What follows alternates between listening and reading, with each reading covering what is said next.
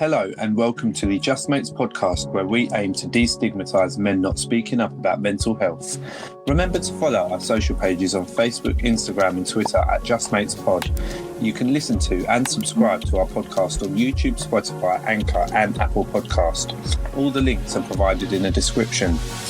In today's episode, we discuss environmental influences. This is one that's kind of leading on from a previous podcast on social media where we kind of discussed colour and the influences colour have on our mind and the way we react to things, Sam. Yeah, colour psychology is the word, isn't it? Yeah. I was just thinking when I was looking for houses around the Watford area, I went in and a couple of them were like, I don't know, 700 quid for a box, right? What the hell? Literally like a box. Yeah. And I was trying to pitch, as at the time I was trying to picture myself like, what would I feel like if I was in this room? And it was all white. It felt like a prison. Yeah. And instantly my mood dropped. Instantly. I don't know if you've ever been like that in a place. Yeah, I think especially like imagine like waiting rooms in doctors and hospitals and stuff. It just feels depressing because it's so plain and bog standard. There's nothing uplifting really, is there? Like all around the walls you see posters that say, oh, have you checked for prostate cancer, or have you checked for this, or do you know what I mean? Like, I know that that's the place to be advertising that kind of information. Yeah. But when you're waiting to hear back from something, or you're waiting for your blood test, or whatever you're waiting for, an appointment, you kind of need an uplifting atmosphere to bring your mood up. And I don't feel like hospitals do that. Or doctors. Really. When you're in the waiting area, it's almost like someone needs to come into the NHS and just redesign like the waiting rooms. Yeah. And I just mentioned this to you before as well, like that on this colour wheel theory thing that I've found, it says that blues and greens create a calming atmosphere.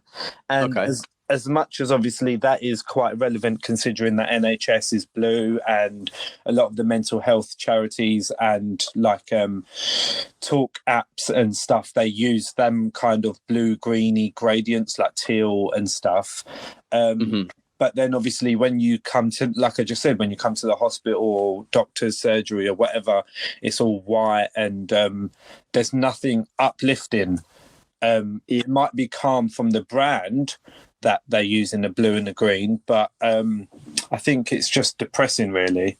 And I know you're not coming there to feel good about yourself. Like, why would you go to the hospital to feel good? But I think it just reflects on your mood. Yeah, I see what you mean.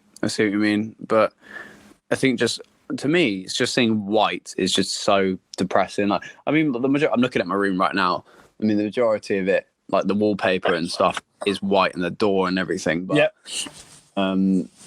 putting stuff up on the walls and like having colour, a balance of different colours is just, it does change your mood. Oh yeah, massively. So I've got like football caps and your football jersey and stuff as well. Yeah, I got all that on there. It just lifts stuff. I think when people go into a new place, so say for argument's sake, you're going into university, the moment you enter that room, I remember in first year going in, I was like, God, this is depressing. But it's just because there's no personality there. Yeah. I think that's the biggest takeaway, really, having personality, and you can use colour to reflect that. Yeah. But obviously at the same time, black and white isn't bad at all. Some people like that aesthetic, but it does have a certain influence on the way you see someone or something. Yeah, I mean, if I'm because I'm not design orientated whatsoever, like absolutely not. I mean, if I moved into a place and they said do it up, it would just be black. Like it would literally look like emo, like pure emo. Like Avril Lavigne would have been the designer, you know. Yeah, sort of thing. But realistically, having a mixture of colours, being vibrant is really, really healthy. I don't know if you've ever been to like a tattoo parlour before, but it's all like black and dingy. Like every single one I've been to, black and gothic, dingy, isn't it? Gothic, and it's like if they'd livened the place up a little bit, I think people would be a lot less stereotypical. And like worried about getting a tattoo. Because I had one last week and I was in the waiting area and I was like, oh my God. It's daunting, isn't it? Yeah. So that's just like one factor of the psychological impacts of colour. That can play on you. I mean, and you can kind of relate to prisons, like prison cells and stuff. Yeah, with all white and stuff, yeah. Oh, I just can't imagine how that feels. I think, but then obviously prison is a punishment, so it's not really there to, in that sense, the white is quite relevant because you're not there to have a good time or feel good. Yeah. You're in prison for doing something wrong. But no, I get what you're saying. You don't want that prison feel or prison reflection when you're not in prison. Yeah, and I think there's this whole factor of I really struggle with new environments. I was telling you this yesterday. I think I really struggle with new environments because when I don't feel secure in an environment, I'm overly anxious. And I think that's just a natural human response. So, if I'm going into like a building or moving into somewhere or a new job, like I'm just overly anxious for at least like a day or a week. Yeah, I think it's that sense of disorientation, isn't it? Because you're not in a familiar surrounding. You're not used to what's there, and it's just all new to you. Like your brain is not able to function how it normally would, or your mind even.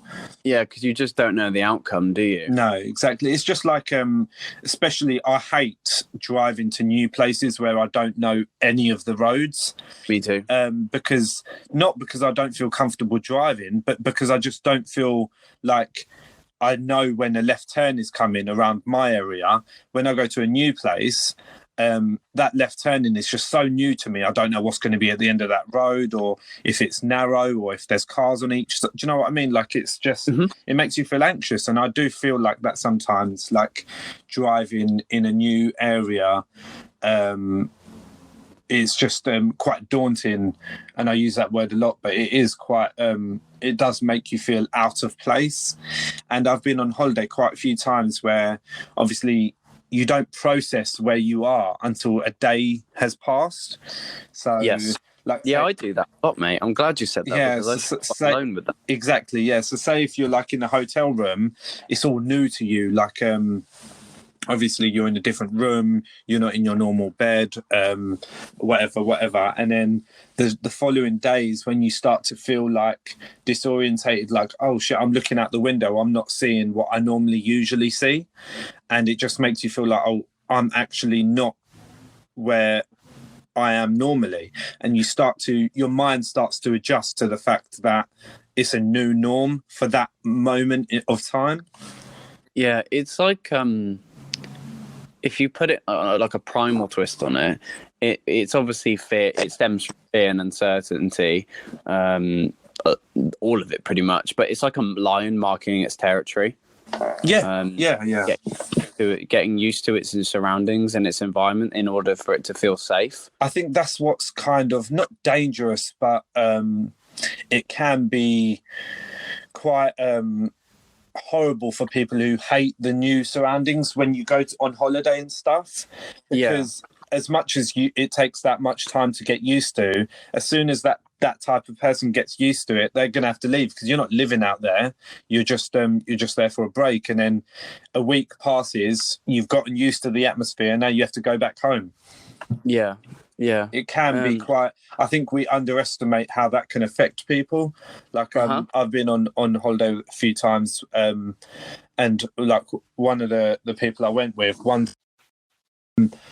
he felt really anxious and a feeling of despair because he wasn't in his normal like environment, and I didn't understand it at the time, but he was obviously having an inner like not panic attack, but like just feeling of overwhelmness, or if that's even a word.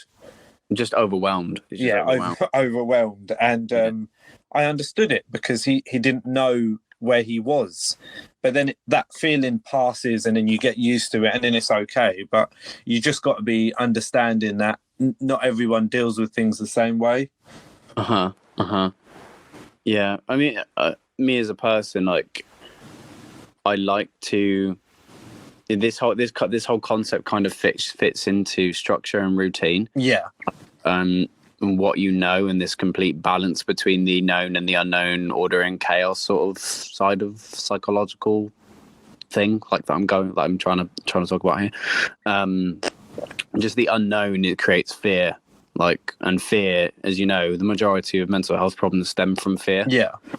And this is the importance of where you are, area-wise, and feeling safe and knowing the environment, and then you've got the aspect of actually in your house. How does it feel? Is it cluttered? What are the colours? I'm not an architect or an interior designer or anything by any means necessary, but I think as you get older and you mature, you start to realise, whoa, this stuff is actually really important. Yeah, yeah, it is. It's like, for example, I think you're right. It comes with maturity, but like, you know, when people have feature walls in their house, that kind of feature wall aspect has been designed to create personality, really. And that's what a lot of people, when people make them feature walls, they're not interior designers. They don't really know the impact it's going to have, but they're doing it to create an uplifting part of the room. And that just comes from, like, your mind, really. You want something nice to look at. Yeah.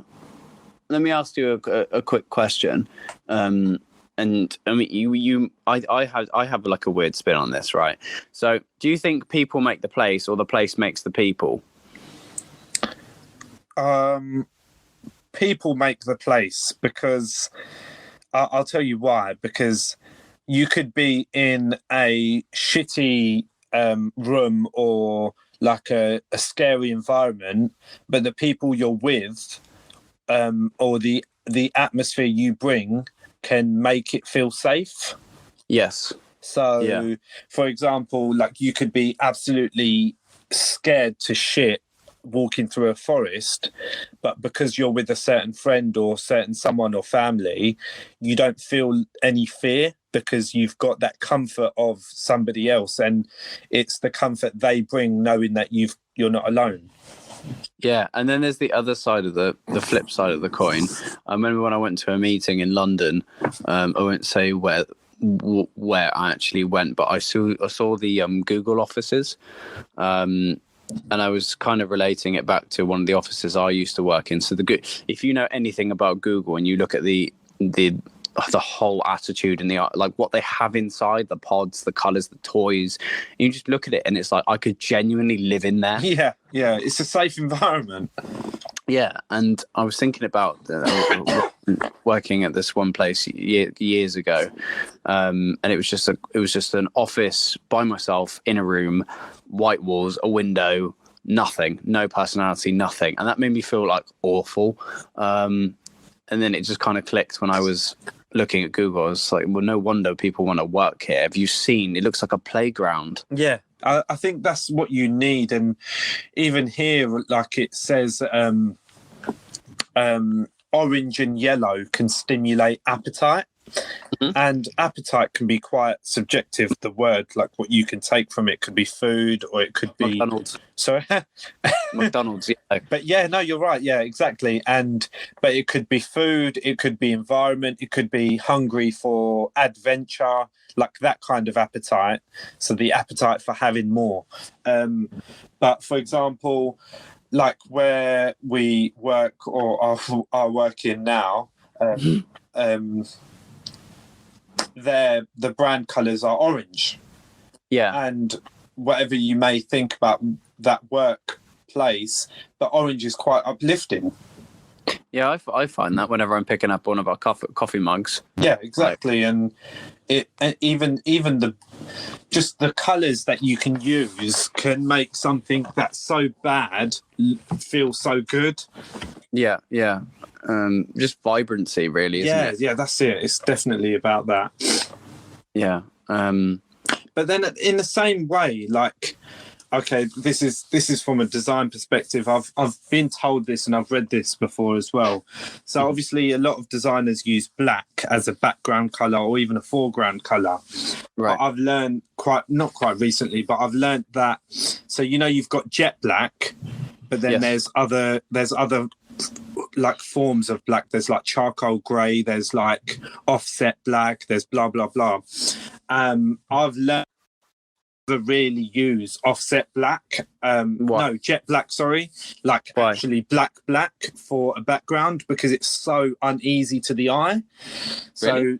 the simple thing that I do is use literally a tone down from black, but it's still black, but it's like a dark charcoal, and that eases your eyes for when you look at things, rather than seeing something so pitch black.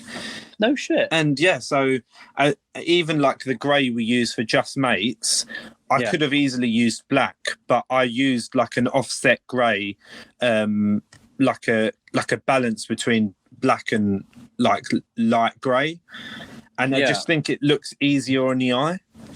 But if we used black, it could come across as quite overpowering.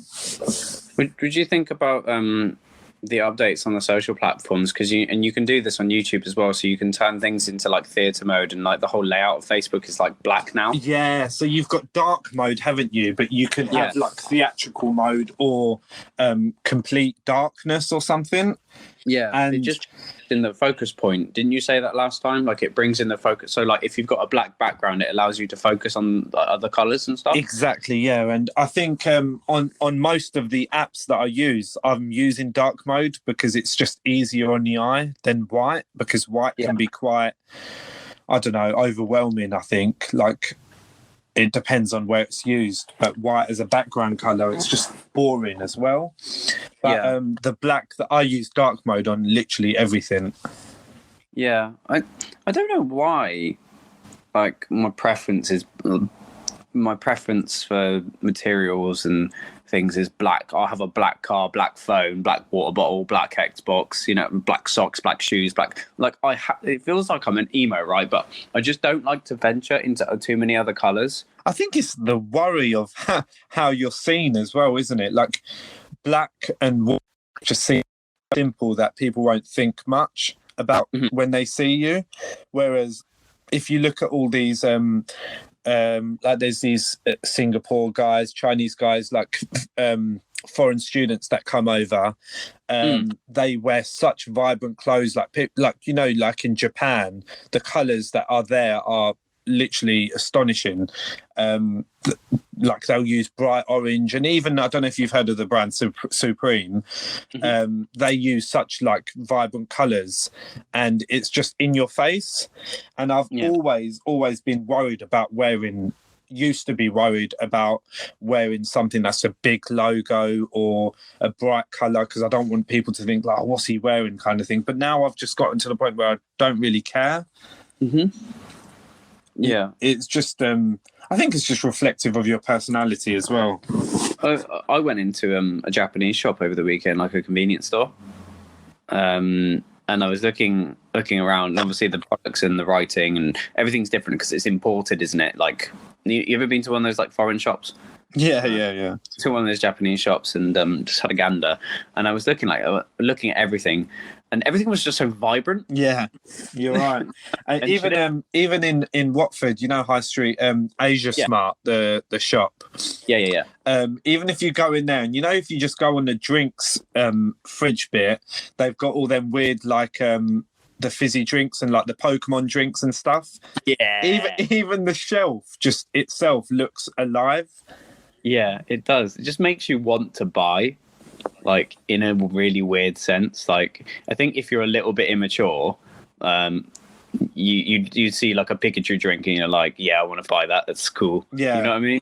But I think even when you're like 40 years old, that can feel like what's adventurous. Yeah, that's the word. That's exactly the word I'm looking for. But it's stupid that you think of a drink that could make you feel like that. But it just goes to show how colour and surroundings can make such an impact on your mood. Yeah, that's really true. This is actually, in hindsight, made me look around my room as you've been talking and I'm thinking, God, I really need to step away from this whole black thing that I've got going. I'm the same. Like not recently, but about a year ago, I painted my room white. But I've got my room is quite boring. I've got like a dark grey carpet. I've got some black shelves on the wall that have a few things on, and my room's white. My curtains are black. Yeah, maybe I'm a bit boring. I think males are generally just quite boring. Yeah, I think so. Like, you know when like girls or whatever talk about like doing up the house and stuff, they'll very rarely say black and white as an aesthetic. Yeah, they will want some colour in it. So yeah, it's strange like, that really. And we're just like, we go into a house, we're like, nah, does it have a roof over its head? Yeah, cool. Yeah, we're plain and simple. Yeah, direct. Yeah. I think. Yeah, I think so. I think so as well. So we've spoken about colour. Like, I sound so stupid when I talk about this because I don't really have any architecture or interior design. I have no skills with that whatsoever. I'm actually like the worst person to talk to about that. But as I was saying, like, so we've spoken about colour. Like, maybe moving on to like the environment. So when I was at uni in first year. If you know halls, you know it's quite enclosed. Yeah. And I remember the window I had looking out just looked out into like the back of a pub, and it was so irritating. Every time the night out would finish at the pub, I'd always wake up in the morning to like bottles shattering from people, from the people picking up recycling materials. Yeah. And stuff. And you look out that window and you think, Jesus. Yeah, like, you're right. It is depressing. Do you know what that gives me like reminds me? Sorry, when winter comes and the days are short and obviously it gets dark earlier, and we all automatically associate that with like being depressing, like having short days. And I don't mind winter all in all, but I hate short days. Like, it just feels miserable. It feels like you don't want to go out, you don't want to do much, you just want to sit in your bed and like literally just in your blanket and stuff. But that's associated with the fact that it gets dark early, and dark, obviously dark colour. So that just shows that black and like dark grey and stuff is quite depressing. It is, because if you think about it from a primal point, like a primal instinct point of view, darkness represents unknown. Yeah. So and that then further stems into anxiety, and obviously your back's going to be up. So if you're walking in the dark back home from work, and you're going to feel slightly more a lot more anxious than you would do if it was bright and sunny and vibrant, sort of thing. So, and I don't know if you get it. I get it quite bad. Seasonal affective disorder. Oh yeah, no, I feel the exact same. I really do, and I'm the type of person to always try and keep busy, but when it comes to winter, I do mind, but I don't mind just sitting in.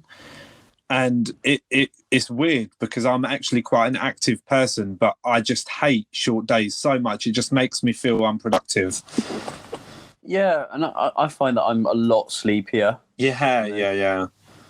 So it's because your body's going, oh, it's dark, it must be time for sleep. Yeah, definitely.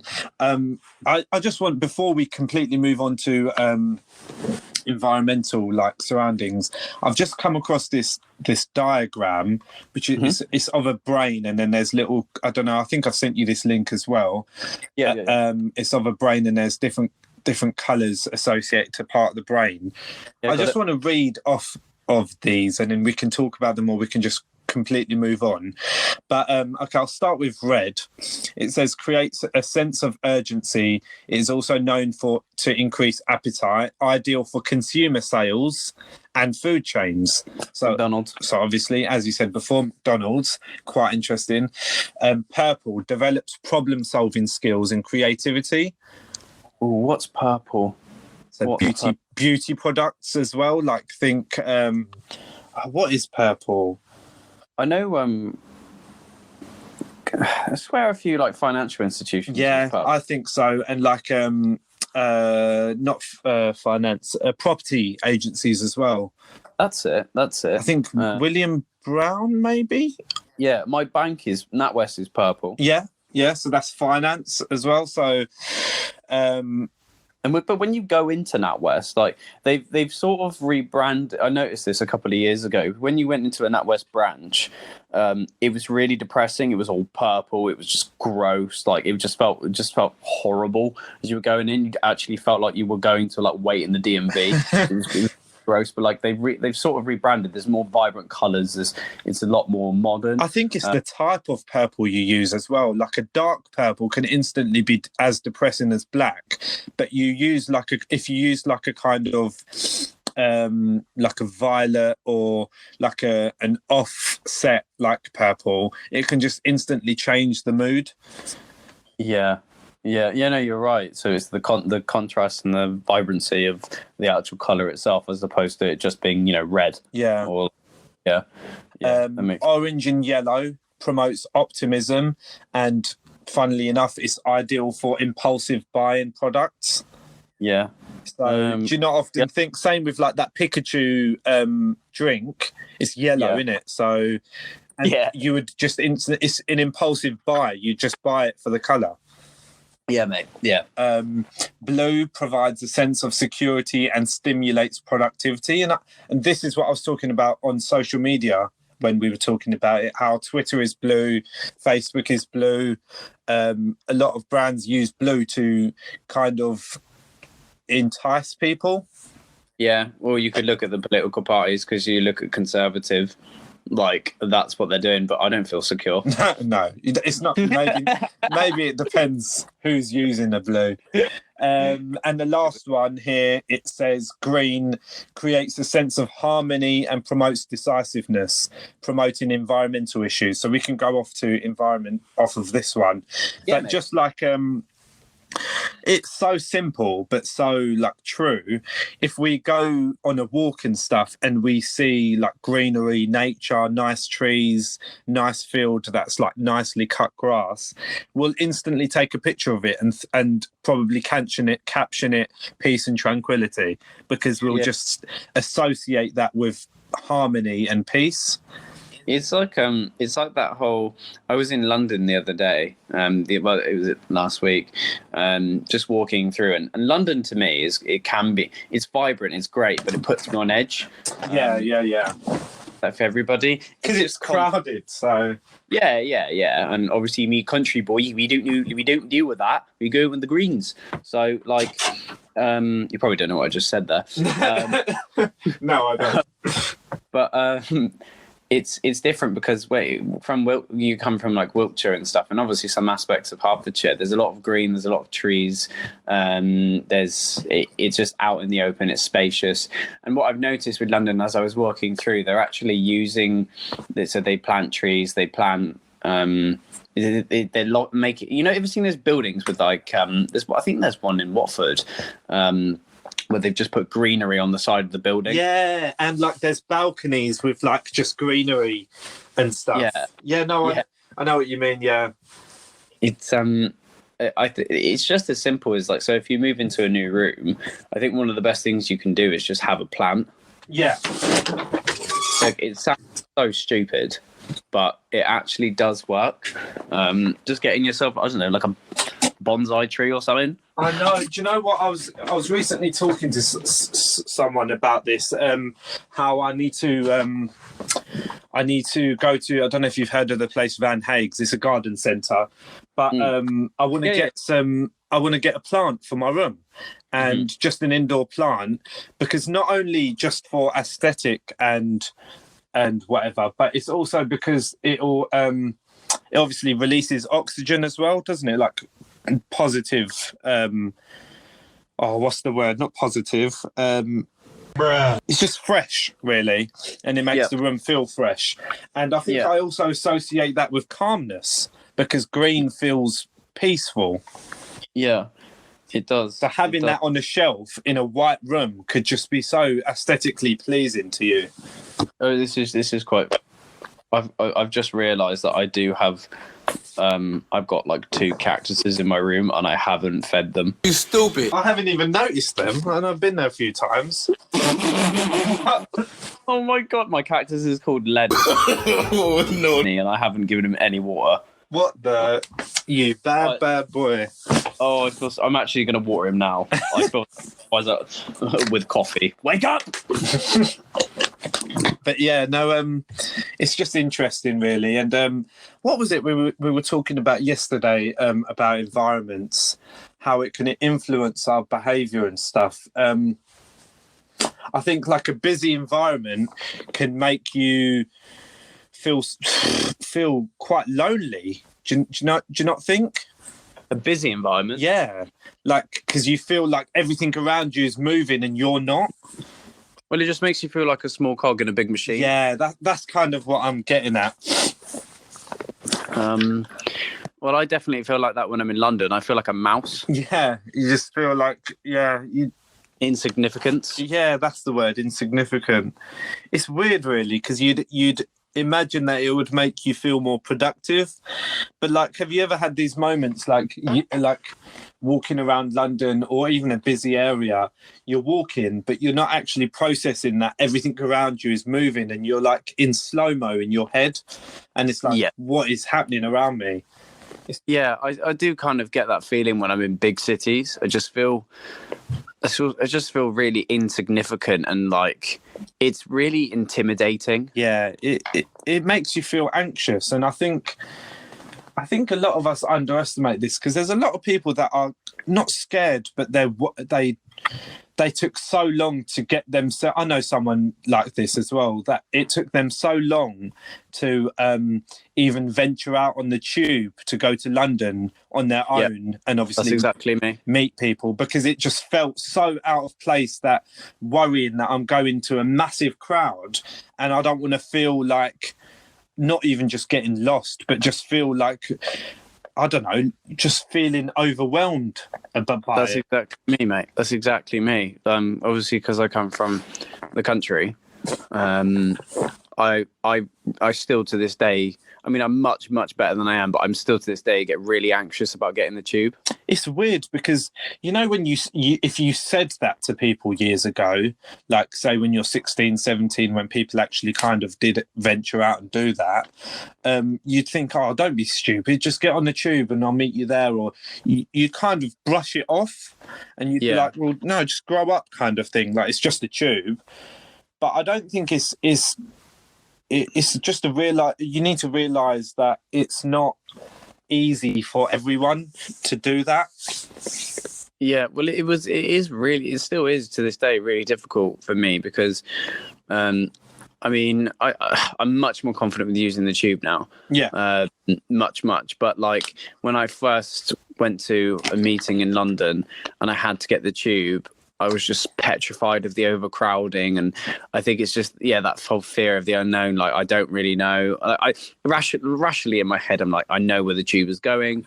I know how long this is going to take. I know the exact area that I'm going, but at the same time, it's just that the fear of getting into somewhere overcrowded. And like, I don't know if you ever get the feeling when you go into the tube station. Oh, one sec. Can you hear that? Yeah. Shut up! Sorry, they're coming for me. Yeah, it's just, I just feel it's really depressing when you get on the tube. Yeah, and you know, like often you depending on underground or overground, but obviously you drive past and there's like loads of greenery outside, and you just find yourself, instead of looking on the train at people that are on the train, you actually find yourself just looking out the window for peace. Yeah, because you want to be outside, you don't want to be inside anymore.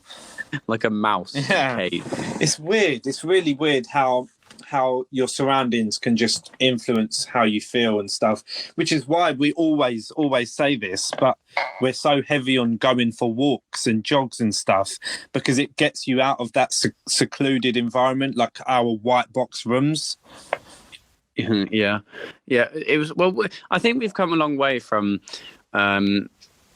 so if you look at offices back in, I don't know, I want to say 90s sort of thing, you look at this whole like grey and like those box. I don't necessarily if they do that in the States, but like when you look at open plan floored places where people work, like boxes.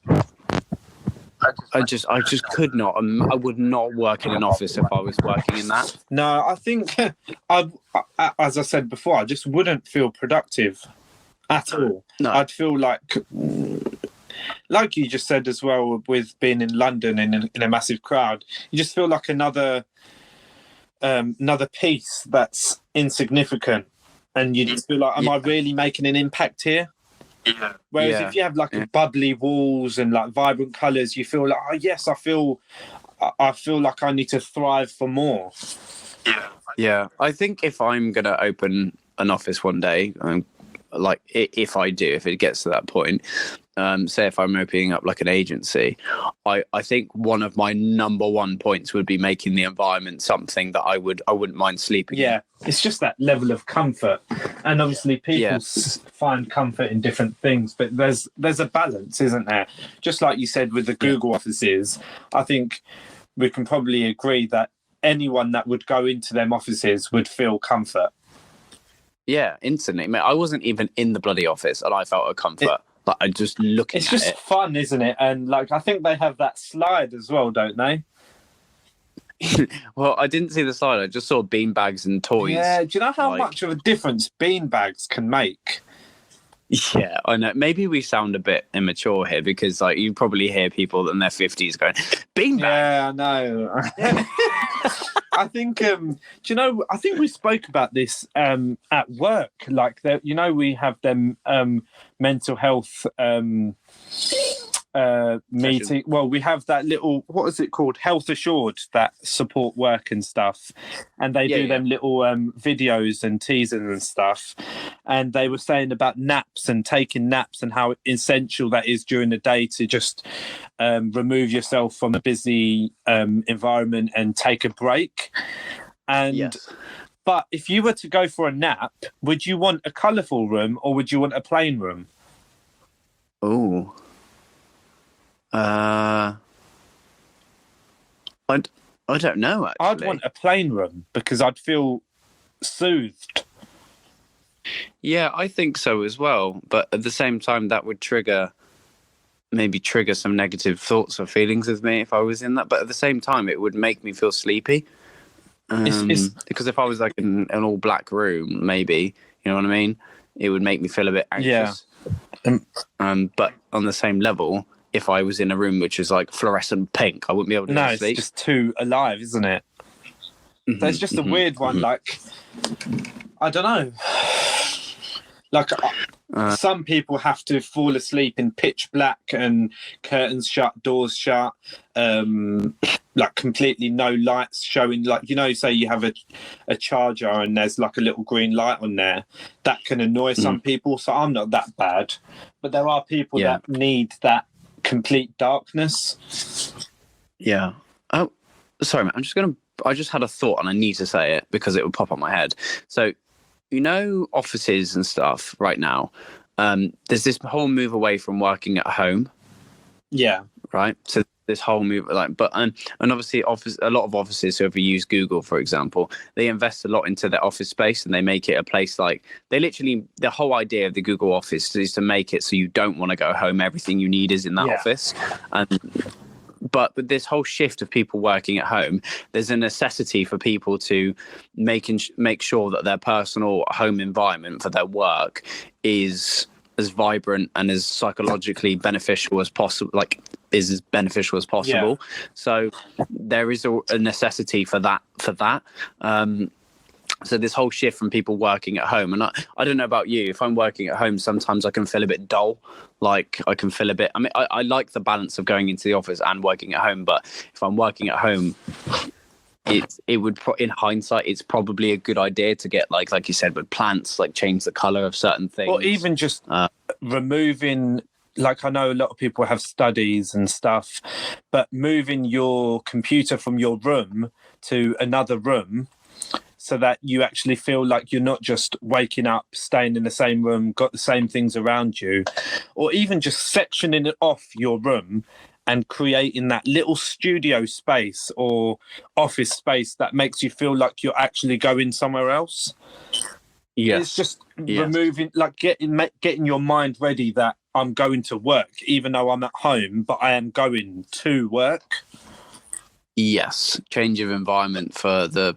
It's like they're saying, like it's not really the same, but it's like don't shit where you sleep. Exactly. Yeah. It's just like, well, maybe some people do if they're depressed or if they feel anxious and they want to be in their room, but I'd never really eat dinner in my room. Do you know what I do? No, okay. But you live obviously in. Yeah, I suppose. But at home, do you? No. Exactly. You wouldn't really, would you? Like, I'm not even saying just because your mum's there or whatever, or you've got people there. I would never really just think, I'm going to bring my dinner up to my room. Yeah. Maybe some people do. I'm not saying that it's wrong, but because I don't want, like you just said, I don't want to shit where I eat. Like, you wouldn't. I don't know. It's just I like the fact that dinner is downstairs, dissociated from my room, and my room is just my personal space for work. Like design, TV, films, relaxing. But downstairs is a completely different platform for me. Mm-hmm. Yeah, no, I definitely see that. I mean, when I'm at home, I don't eat in my room at all. That's just weird. I would definitely eat downstairs in the living room or something. I think as well, like eating with someone, whether it's family, mum, or making sure that you have dinner at the same time, it helps your mind as well that you've got someone with you. Yeah, I think so. I mean, that being a change of environment, that's why we all love going out for food, because it's just different. It's not so much about the food. It's also just about being in a completely different environment. Like, for example, Wagamama's, I just love their whole layout. There's no like expensive like furniture, no like, it's just them wooden chairs, isn't it? And I find that depressing. Like, you know, like really classic places. Oh, do you? Yeah, I don't know what it is. Not Wagamama's. Like, I like modern places, like they're quite upbeat and different. But like really, how do I say this? Dull. Yeah, dull. But you know, if you've been to like a fine dining restaurant and there's like chandeliers and stuff, I just find that depressing. I don't know what it is. It just feels too exquisite, I think, and it feels a bit out of place, really. Because like for anything, when you go out for food or whatever, you kind of want that feeling of bubbliness as well. Like, I don't know, just feeling alive. Like, I love Nando's more than your mum does. Anyway, I love Nando's. The architecture. It's a song. Have you not heard it? No. What? Ed Sheeran and Example do a song. No, I thought you were just laying into me. No, about Nando's. Anyway, I'll edit that in. I love Nando's more than your mom does. More than your mom does. I love Nando's. My tongue is on fire. That song, just like a bit of it. Chicken on the bone. Chicken on the bone. Chicken on the phone. Chicken on the phone. Chicken on the phone. Chicken on the phone. So Nando's architecture and their interior design, I love their colours, the way you're seated, the little patterns on the wall, the frames and stuff, the artwork. It just makes you feel alive. Yeah. Yeah, no, you mentioned that actually. Do you remember the old McDonald's? Oh, yeah. Like going into, but they've modernised, haven't they? They've changed everything. Do you remember the McDonald's playrooms? Oh, I used to have birthday parties there, man. Ronald McFiddly Donald. Oh God! Look, kids, McDonald's is good. I'm just saying. It's sometimes too good, ain't it? But yeah, you're right. Like, they have modernized it, and I think a lot of people are adapting with the times, especially with how their aesthetic is. Yeah, I think there is a necessity for especially like interior designers and architects and generally business minded people, to ensure that the environment for the customers or the workers is up to scratch. Yeah, definitely. And I think this has been quite a fun one. I think I'll have to cap this off here, but we've talked about colour, environment, nature, room aesthetic. We've talked about quite a lot of things, and I feel like, it felt fun. Yeah, peace and tranquility, Heather. Yes, Sam, 2020. So thanks again, obviously, everyone that tunes in. We definitely have a few regular listeners now that are always asking and listening. Thanks, Mum. Yeah. Thanks, Mum. Thanks, Nafees. Thanks, Sam. Thanks, Sam. Yeah, we're just reviewing our own videos on repeat. But no, we really do appreciate all the support, and there's certain people that are listening week in, week out, and constantly sharing our posts and stuff. It just makes it a bit more worthwhile that people are actually interested. Got to bump those numbers up. Those are rookie numbers in this racket. Yeah. I feel like we need a bit more feedback. I think we need some new listeners, and we want to get some new thoughts. Maybe after the 20th episode, we can change things a bit, change the dynamic. I think so, mate. Just give it a little bit of a rebirth, maybe. But yeah, we'll see. And ironically, I've used grey, like a grey, black and green for our brand colours, and they are associated with peace and harmony. So, and obviously that's what we're trying to create an environment of peace and feeling at ease.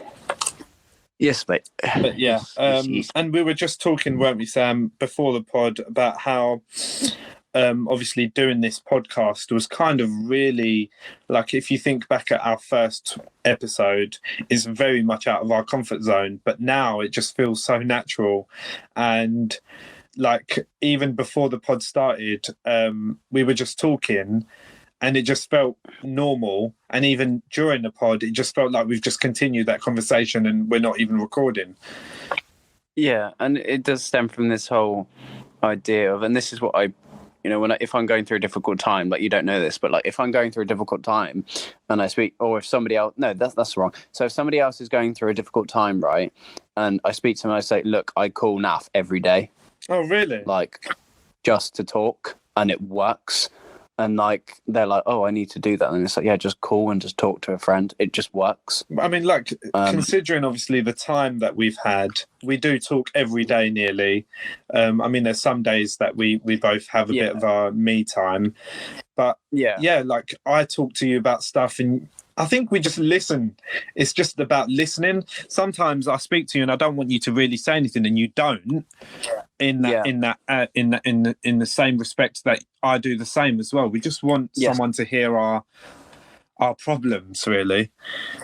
Yeah, it's almost just like, pick up the phone. What's on your mind? Talk. Okay. You want my input? Okay. Cool. I mean, there's been so many times where you've helped drastically just get me out of a shitty mind frame, and I feel like I possibly do the same for you. And I think it's not codependency, but it's just nice having that level of comfort with someone. Yeah, I'm gonna buy a bloody recliner and sit in the back of my room smoking a pipe, like our granddad calls his like grandson, or like dad calls the son. I'm gonna call it the Naf Daddy Chat. Naf. Oh god, yeah, that's it. That's our new name for our podcast. Yeah, Naf McDad. So, thanks for tuning in to Naf Daddy. You naughty, you teasing me, you naughty. Oh god. Anyway, I must go. Yeah, it's been a really good one. Hope you guys have enjoyed this one. So thanks for tuning in. You can obviously find us on our socials at Just Mates Pod on Facebook, Twitter, and Instagram, and on YouTube. Obviously, if you're listening, it's Just Mates Podcast. Please hit that like and subscribe button. That like and subscribe literally helps with our engagement, and it gets us on different pages and stuff. So it really does go a long way. And I know I say this every single week, but it just helps so much. So if you're listening to this, please like the video. It doesn't take long. It's literally a click away. Yeah, that's it. Yeah, share it. But yeah, I've been Nafees. I've been Sam McDaddy. This is Just Mates, and I'll see you later. See you, bye. Naf Daddy checking out. 1, 2.